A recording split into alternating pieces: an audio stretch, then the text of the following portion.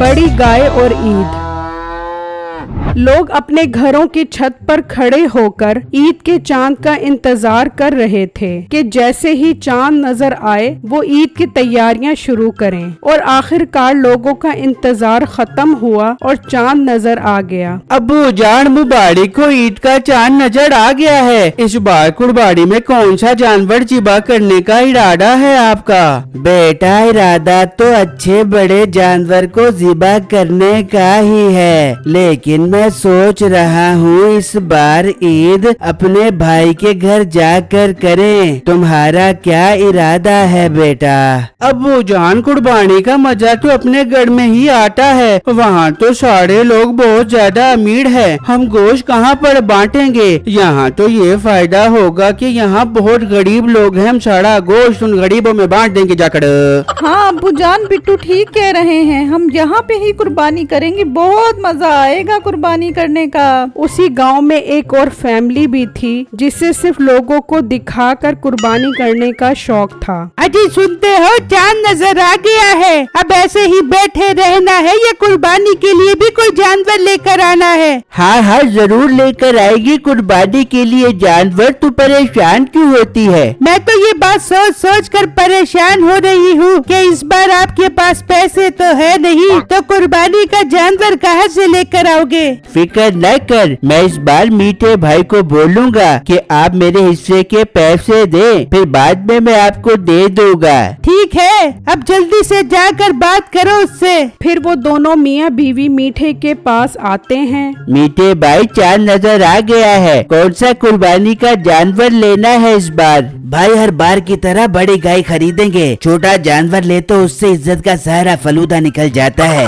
हाँ मिठे, देखा नहीं था पिछली बार जो तू छोटी सी गाय उठा के आ गया था तो कुलसूम ने कसम से मुझे बहुत बेइज्जत किया था। इस बार बहुत बड़ा जानवर लेके आई, कसम से उनकी नाक से धुएं निकलवा दे दूंगी। हाँ हाँ बेगम, तू फिक्र न कर, इस बार भी बड़ा जानवर लेकर आएंगे, तू टेंशन न ले। मीठे भाई, इस बार मेरे पास पैसे नहीं है, आप मुझे उधार दे दो, कुछ दिनों बाद मैं आपको दे दूंगा। ओ भाई, क्या बात कर रहे हो? मैं तो सोच रहा था इस बार मैं तुम्हारे से पैसे लूंगा कुर्बानी के, और तुम उल्टा मुझे से मांगने लग गए हो। मीठे भाई, मजबूरी है, अब क्या करे? कुर्बानी भी तो जरूरी है, वरना पूरे खानदान में नाक कट जाएगी। नाक कट जाएगी तो क्या तुझे पैसे उधार दे दे बे? तू अपनी जमीन बेच दे। कुर्बानी के लिए बंदे को पता नहीं क्या क्या कुर्बानियाँ देनी पड़ती हैं। हाँ भाई, नसीबो ठीक कह रही है, तू अपनी जमीन बेच दे, जमीन तो दोबारा बन जाएगी। एक बार नाक कट जाए तो फिर इज्जत वापस नहीं आएगी। ठीक है भाई, इसका मसला भी हल कर लेंगे। पहले मंडी चलते हैं, जाकर जानवरों के रेट देख कर आते हैं। फिर वो दोनों मंडी के लिए निकल जाते हैं तो वहाँ एक बहुत बड़ी गाय खड़ी होती है। क्या कमाल की गाय है, कसम से इसकी कुर्बानी करेंगे तो हर तरफ गोश्त ही गोश्त बिखर जाएगा। हाँ भाई, तुम बिल्कुल ठीक कह रहे हो। जब पूरे खानदान वाले ये गाय देखेंगे तो उनकी आंखें खुली की खुली रह जाएंगी। भाई, क्या मांग रहे हो इस गाय का? भाई साहब, 10 लाख रुपए का है ये बेड़ा। भाई, माना कि बेड़ा बहुत बड़ा है, लेकिन इसका रेट मुनासिब करो, हम इसका सौदा बना लेते हैं। भाई, 10 लाख रुपए से 1 रुपया भी कम नहीं है। इस पर बहुत खर्चा आ गया है। दूध, मक्खन, मलाइयाँ खिलाकर बड़ा किया है मैंने इसको। 10 लाख रुपए फाइनल है। ठीक है, हम घर जाकर मशवरा करके तुम्हें बताते हैं। ये कहकर वो दोनों वहाँ से चले जाते हैं और घर आकर मशवरा करते हैं। भाई देख ले, बहुत बड़ा बेड़ा था। जब वो बेड़ा हमारे घर आएगा तो सोच, हमारी कुर्बानी के चर्चे पूरे गांव और शहर में फैल जाएंगे और खबरों वाले भी हमारे घर आ जाएंगे और हम बैठे बैठे घर पर मशहूर होकर टीवी में आ जाएंगे। भाई, टीवी तक तो बाद में पहुँचेंगे, जितनी इसकी कीमत है मुझे तो लग रहा है टीवी न हो जाए हमें। डरता रहेगा तो फिर कुर्बानी नहीं कर पाएगा और अपनी इज्जत सारी खाक में भी ले जाएगी। मेरी बात मान, अपनी जमीन बेच दे, मैं बाद में तुझे अपने सोने का हार बेच के जमीन दिलवा दे दूंगी। अच्छा मैं राजी हूँ जमीन बेचने के लिए, हम कल ही वो गाय खरीद आएंगे। वहाँ बिट्टू की बहन खुशी खुशी बिट्टू के पास आती है। बिट्टू भाई अब्बू आ रहे हैं, आप उनके साथ जाकर कुर्बानी की गाय ले आए। हाँ तुम बेफिक्र हो जाओ, बाबा जैसे ही आते हैं हम फौरन गाय लेने चले जाएंगे। चलो बिट्टू बेटा मंडी चलते हैं गाय खरीदने के लिए।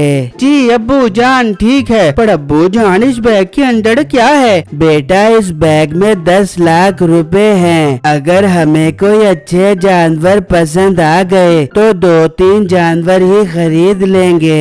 जी ठीक है अब्बू जान, मतलब इस बार हम बहुत सारे जानवरों की कुर्बानियाँ करेंगे अपने घर के ऊपर। भाई बहुत खुशी हो रही है मुझे, मैं तो उन भेड़ों को खूब चारा खिलाऊंगी। फिर बिट्टू और उसका बाप मंडी के लिए निकल जाते हैं और जब वो मंडी में आते हैं तो उनकी नजर उसी गाय पर पड़ती है। वो गाय इतनी खूबसूरत थी कि उनसे उसकी कीमत पूछे बगैर नहीं रहा जाता। भाई साहब ये बैड़ा कितने रुपए का दे रहे हो? भाई जान सिर्फ 10 लाख रुपए का है ये बैड़ा। क्या 10 लाख रुपए? अब्बू जान किसी और जगह चलते हैं, ये बैड़ा हम नहीं खरीद सकते। बेटा तुम सब्र करो। हाँ भाई कोई कमी बेशी है इस बैड़े में, या 10 लाख रुपए की माला जप ली है तुमने? भाई जान चीज तो देखो कितनी खूबसूरत है, कुर्बानी कर रहे हो तो पैसे क्यों देख रहे हो? और इस बैड़े पर जितना खर्चा आ गया है मुझे तो लग रहा है 10 लाख रुपए में भी ये मुझे वारे में नहीं है। ठीक है बिट्टू इसकी रस्सी खोलो। भाई अब ये बैड़ा हमारा हो गया है। अब्बू जान ये अब क्या कह रहे हैं? बिट्टू तुम चुप करो, तुम्हें मैं घर जाकर समझाता हूँ। फिर वो उसे पैसे देकर वो गाय खरीद लेते हैं और घर आ जाते हैं। हाय मैं मर गई, इतनी खूबसूरत गाय। मैं अभी अपने दोस्तों को फोन करके बुलाती हूँ। देखो बिट्टू हमने 2-3 जानवर खरीदने थे ना, तो ये बैड़ा उन 2-3 जानवर के बराबर है, इसीलिए मैंने खरीद लिया। अरे वाह अब्बू जान ये तो आप ठीक कह रहे हो, मैं भी जाकर इस बैड़े के लिए चारा लेकर आता हूँ। वहाँ मीठे का भाई अपनी जमीन का सौदा कर देता है और वो दोनों पैसे लेकर मंडी जाते हैं। भाई वो बैड़ा कहाँ है जिसकी हम बात पक्की करके गए थे? वो बैड़ा तो बिक गया, साथ वाले गांव वाले खरीद कर ले गए हैं। क्या तुमने उसे बेच दिया? हमने कहा था कि हम मशवरा करके आ रहे हैं। नहीं मैं क्या तुम्हारे इंतजार में बैठा रहूं? अच्छा ग्राहक आ गया था तो मैंने उसे बेच दिया। मीठे भाई मैंने अपनी जमीन बेच दी है, मुझे अब वो बैड़ा चाहिए। भाई थोड़ा हौसला कर, हम उनके पास जाकर वो बैड़ा ले लेते हैं। फिर वो दोनों बिट्टू के घर आते हैं तो वो वहाँ गाय देखकर खुश हो जाते हैं। मेरे प्यारे अंकल ये गाय जो आप खरीद कर आए हो, हमने इसका सौदा किया था। वो तो हम घर से पैसे उठाने गए थे तो आप पीछे से आकर ये बैड़ा खरीद लाए हो। तो बेटा सौदा तो नसीब का होता है, ये बैड़ा हमारे नसीब में लिखा था, हमने खरीद लिया।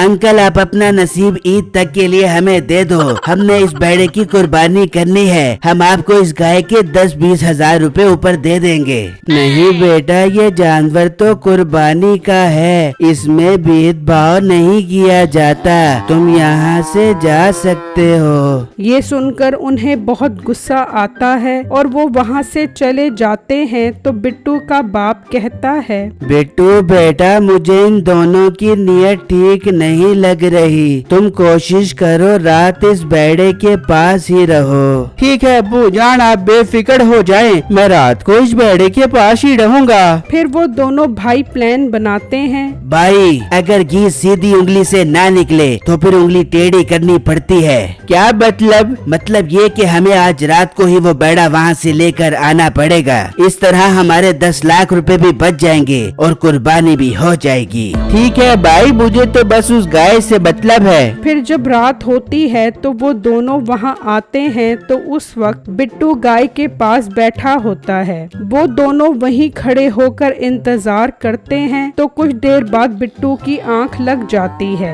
और वो दोनों उस गाय को खोल कर ले जाते हैं। फिर जब सुबह होती है, बिट्टू गाय कहाँ है? अब्बू जान, रात तो वो बेड़ा यहीं पर था, ये हमारा बेड़ा कहाँ चला गया है? बिट्टू तुम्हारी गफलत की वजह से वो गाय चोरी कर गए हैं। अब्बू जान, मुझे माफ कर दे, मुझसे गलती हो गई। अब हम अपनी गाय वापस कैसे लेकर आएंगे? फिर अचानक बिट्टू की नजर जमीन पर गाय के कदमों के निशान पर पड़ती है। अब्बू जान, ये तो हमारी गाय के पाँव के निशान हैं। अगर हम इस निशान का पीछा करें तो हम गाय तक पहुंच सकते हैं। फिर वो उनके कदमों का पीछा करते करते मीठे के घर पहुंच जाते हैं तो वहां उनकी गाय खड़ी होती है। वो वहीं पर पुलिस को बुला लेते हैं और मीठे और उसके भाई को पकड़वा देते हैं और गाय वापस घर ले आते हैं। इस तरह उनकी कुर्बानी की गाय भी बच जाती है और मीठे और उसके भाई को भी सजा मिल जाती है।